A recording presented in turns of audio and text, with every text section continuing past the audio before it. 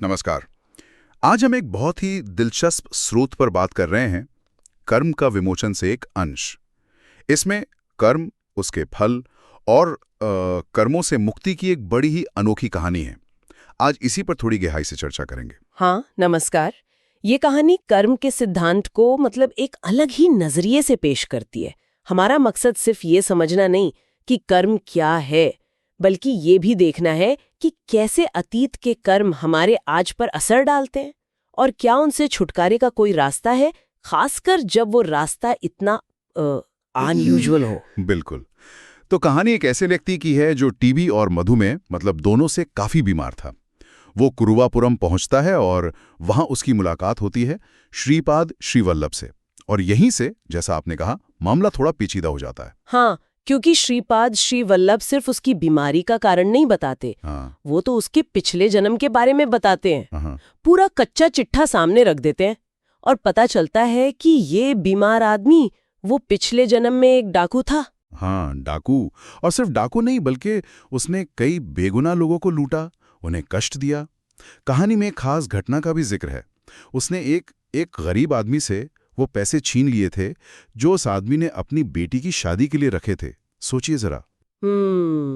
और यहीं कर्म का जो सिद्धांत है वो बिल्कुल साफ नजर आता है, जैसा स्रोत कह रहा है कि कैसे पिछले जन्म के बुरे कर्म इस जन्म में बीमारी या कष्ट बनकर सामने आ सकते हैं।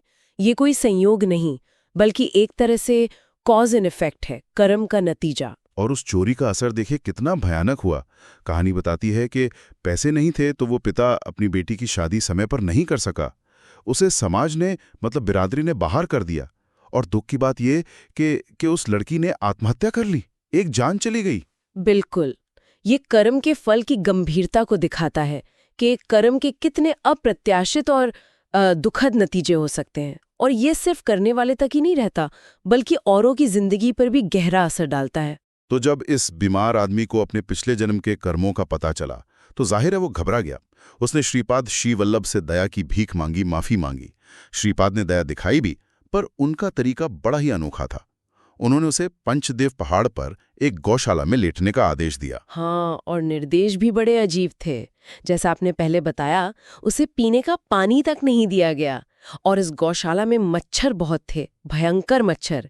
ये कोई इलाज तो नहीं लग रहा था? नहीं, बिल्कुल नहीं। ये तो एक तरह की, कह सकते हैं, मानसिक पीड़ा देने जैसा था। हाँ, स्रोत भी कुछ ऐसा ही इशारा करता है। ये शायद कर्म फल भुगतने का एक वैकल्पिक तरीका था, एक आध्यात्मिक उपाय। मकसद ये था कि उस आदमी को जो सालों तक शारीरिक कष्ट झेलना पड़ता अपने कर्मों की वजह से, उससे उसे बचाया जा सके। उसे मानसिक पीड़ा के जरिए वो हिसाब चुकता करने का एक मौका दिया गया, ऐसा लगता है। और फिर उसे दो बहुत ही भयानक सपने आए गौशाला में लेटे हुए। पहले सपने में जैसे कुछ भूत उसका गला दबा रहे हों, और दूसरे में एक बहुत भारी चट्टान उसकी छाती पे रखी है और उस पर कोई पहलवान बैठा है। बहुत डरावने सपने। ये सपने एक तरह से प्रतीकात्मक थे, सिंबॉलिक। उसके बुरे कर्मों का फल जो उसे मानसिक स्तर पर अनुभव करना पड़ा। स्रोत में इसे कर्म फल का पकना कहा गया है। मतलब कर्म का नतीजा चाहे मानसिक रूप में ही सही, पर वो पक कर सामने आ गया और उसने उसे भोग लिया। और फिर इन सपनों के बाद क्या हुआ? यही चमत्कार होता है। कहानी कहती है कि इन सपनों के बाद वो आदमी पूरी तरह से ठीक हो गया। उसकी टीबी, उसका मधुमेह, सब ठीक हो गया। वाह!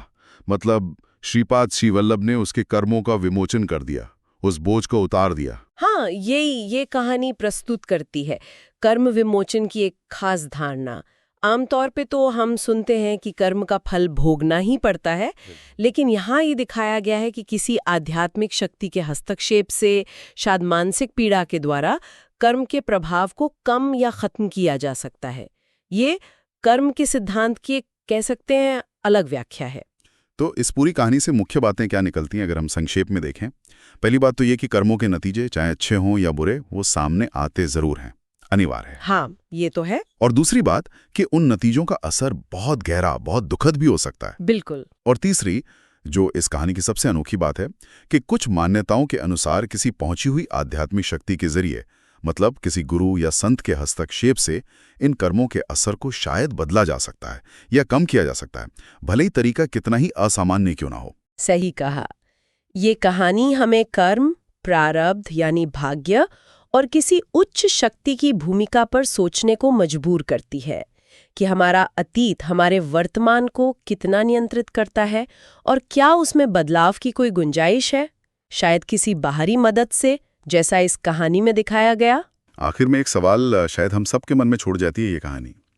क्या वाकई में मानसिक अनुभव, चाहे वो कितना भी तीव्र क्यों ना हो, शारीरिक कष्ट का स्थान ले सकता है? और क्या किसी व्यक्ति के कर्मों का फल इस तरह से किसी और के द्वारा बदला जा सकता है? ये गहरे सवाल हैं, अपने अपने विश्वास और समझ पर निर्भर करते हैं। स्रोत का अंत श्री श्रीपाद श्री वल्लभ की जय जयकार के साथ होता है। विजय विजय श्री श्रीपाद श्री वल्लभ। बिल्कुल।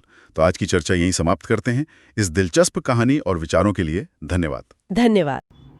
जो जो जो जो जो गोपाळा निजबा दीन दयाळा शिणविता तनुला गोविंदा ज्ञानेद्रा कृपाळा जो जो जो जो जो